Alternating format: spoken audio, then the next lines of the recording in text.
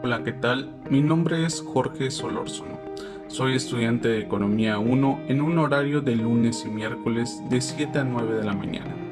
El día de hoy, 10 de noviembre del 2020, vamos a hablar sobre el capítulo 3 de nuestro manual de microeconomía que lleva por nombre Elecciones intertemporales. Las elecciones intertemporales se centran en elecciones de un marco dinámico simple, con dos periodos, hoy y mañana. Las decisiones del consumidor estarán condicionadas por su restricción presupuestaria, que necesariamente vincula estos dos periodos. En la siguiente tabla se muestran los componentes de una restricción presupuestaria, en los cuales están dados por Y, que significan los ingresos, por P, que significa el precio, y por C, que significa el consumo, entre los cuales tenemos dos periodos, donde el periodo 1 denota generalmente el hoy y el periodo 2 denota el futuro. En su método, en el primer periodo, obtendremos que el consumo es igual al ingreso sobre el precio del primer periodo. En dado caso, si no se consumen todos sus ingresos durante el primer periodo, obtendremos que el precio 1 multiplicado por el consumo 1 tiene que ser menor al ingreso 1. Por lo tanto, nos lleva a, si el ingreso 1 menos el precio 1 por el consumo 1 es igual a ese, donde en general obtendremos la siguiente fórmula: el precio 1 por el consumo 1 más el ahorro del consumidor es igual a los ingresos 1. Si consideramos que el consumidor puede colocar estos ahorros en el sistema financiero, lo que nos va a generar un interés, y la tasa de interés en la economía es obtenida después en el segundo periodo. Por lo tanto, obtenemos que si S más el interés multiplicado por S, esto nos va a llevar a una simplificación, que es 1 más el interés multiplicado por S. Ejemplo, si se tiene 100 euros al 10% durante un año, se va a obtener entonces 100 más el 0.1%, que esto nos lleva a cabo a 100 más 10, o que esto en una forma simplificada nos puede quedar como 1.1 por 100, que esto nos va a llevar a 110. En el siguiente punto tenemos que si la restricción presupuestaria del segundo periodo es P2 por C2 es igual a Y2 más, en esta parte tenemos que sustituir de la fórmula anterior a C2, por lo tanto nos queda una fórmula de Y2 más 1 más el interés, esto multiplicado por S.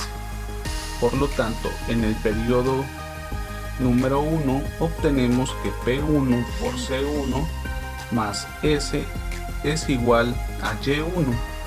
Y si aislamos a este en estas dos ecuaciones, vamos a obtener que S es igual a Y1 menos P1 por C1, que esto nos va a llevar al final y que es igual a P1 por C1 menos Y1 dividido sobre 1 más I.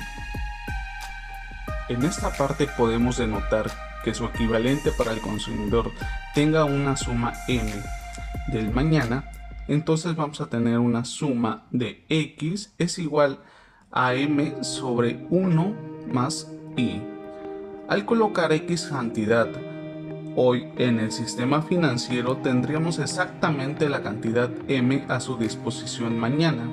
Por lo tanto, tenemos que P1 más C1 más P2 por C2 sobre 1 más I, que esto va a representar el valor del consumo del futuro, y tenemos que tener esto va a ser igual a Y1 más Y2 sobre 1 más I, que va a representar el ingreso del futuro. sea la tasa de inflación esperada por el consumidor para el segundo periodo, sin una pérdida generalizada podemos normalizar los precios. Por lo tanto, obtendremos que 1 más A menos 1, esto dividido a 1 es igual a A. En el siguiente punto, obtenemos que si el precio es relativo descontando en el periodo 1 del bien 2, en términos del bien 1 vamos a obtener que es igual a 1 más A, esto dividido sobre 1 más el interés. Y si bien si tenemos una restricción presupuestaria como en la ecuación 13.4, se convertiría entonces en C1 más 1 más A, esto dividido en 1 sobre el interés y multiplicado por C2. Esto nos va a llevar al final a encontrar a Y. Para la representación gráfica se puede expresar la restricción en un plano C1 y C2. Encontraremos que C2 es igual a 1 más el interés sobre 1 más A, esto multiplicado por Y, menos 1 más I sobre 1 más A multiplicado por C1. En el plano C1 y C2, la pendiente de esta restricción en valor absoluto sería 1 más I sobre 1 más A. Esto nos lleva a cabo a 1 más R, donde R va a ser representado la tasa de interés real. Ahora, si tenemos dos opciones, en R cuando es mayor 0, esto nos llevaría a que 1 más I sobre 1 más A tendría que ser mayor a 1, lo que nos llevaría entonces que 1 más I mayor a 1 más A, lo que nos tendría que deducir que 1 es mayor que A. En el siguiente punto tenemos que si R es igual o menor a 0, entonces tendríamos que la relación de 1 más I sobre 1 más A tendría que ser menor a 1. Por lo tanto tendríamos que 1 más I menos sería menor a 1 más A, y que esto por lo tanto nos llevaría que 1 menor a A. En una forma simplificada es que vamos a tener a 1 más el interés, esto es igual a 1 más A multiplicado por 1 más R. Por lo tanto tendríamos que I es igual a R más A por R. Por lo tanto, esto despejando a R, tendríamos que R es igual a I menos A por R. Por lo tanto, tendremos 2. Si AR se aproxima a 0 y si R se aproxima a I menos A. Y esto dado un ejemplo, si en una inversión genera un 10% y la tasa esperada es del 3%, de la tasa real es del 7%. Es decir, vamos a restar de un 10% menos un 3%, por lo tanto tendríamos un 7%. Para todas las líneas presupuestarias necesariamente pasan por E0 es igual a C01 y C01 es igual a Y1 sobre P1 y Y2 sobre P2. Y bien, esto es para representación en un plano. Y esto nos lleva igual a Y1 y la siguiente coordenada es Y2 sobre 1 más A. Aquí tenemos una gráfica donde hay un punto de intersección y ese punto de intersección da valor a E0. Por lo tanto, E0 está denotado por Y1 y la siguiente coordenada es Y2 sobre 1 más A. Si bien tenemos una representación de dos pendientes, esta también será representada por Y1 es igual a Y más Y2 sobre 1 más I. Abordando el siguiente punto, obtenemos el óptimo del consumidor, donde la satisfacción del consumidor proviene de su consumo de los dos periodos. Entonces podemos formular el problema del consumidor de manera habitual.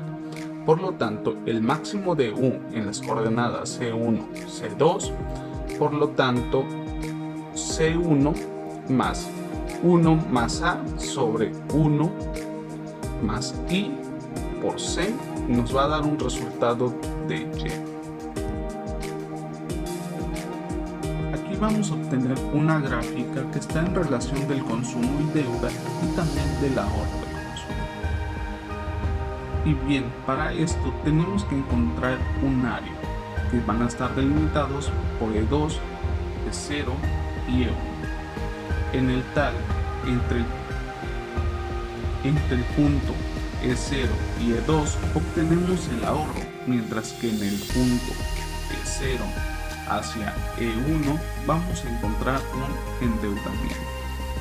Mientras que en esta gráfica está considerado el consumo intertemporal óptimo, pero se está delimitado por U, donde U tiene que estar en relación de C1 y C2 para que se pueda hacer esta curva. Debemos comenzar con la sustitución entre el consumo intertemporal del consumidor y caracterizar esta situación con el concepto de tasa de descuento psicológico del consumidor, que está relacionado con TMS en coordenadas C1, C2. Esto nos va a llevar a cabo que es igual a 1 más P, en donde P va a denotar y es igual el número negativo en una división de DC2 sobre DC1 menos 1. Obtenemos que la siguiente ecuación de P mayor a 0 si el valor absoluto de D del consumo 2 es mayor al valor absoluto de D del consumo 1, que esto va a representar la cantidad de bienes que el consumidor pediría además en el segundo periodo para aceptar reducir en una cantidad su consumo del primer periodo. Esto mide su preferencia por el presente. Si una unidad de bien hoy vale más que una unidad de mañana y por lo tanto el consumidor solo aceptará retrasar el consumo si se puede consumir más mañana. Tasa de interés y el arbitraje de ahorro de consumo. Vamos a considerar el efecto de cambio en la tasa de interés en el óptimo del consumidor. Y la variación del interés vamos a obtener dos efectos, cuando el precio relativo y la riqueza. Y bien, denotando a esto, vamos a obtener que en el precio relativo está dado por 1 más A sobre 1 más I, en el cual vamos a modificar la riqueza de Y, que vamos a encontrar Y es igual a Y1 más Y2 sobre 1 más el interés. Y si bien, dado esto, nos lleva a cabo la siguiente ecuación, donde D sobre T1, esto multiplicado por Y1 más Y2 sobre 1 más el interés, esto nos va a llevar a un igual en forma negativa de Y2 sobre 1 más el interés al cuadrado. Lo que será decisivo en el efecto final es que si C asterisco 1 es igual a C1, por lo tanto en coordenadas Y a, el consumo óptimo en el primer periodo se le da el precio relativo de los bienes y la riqueza de la gente.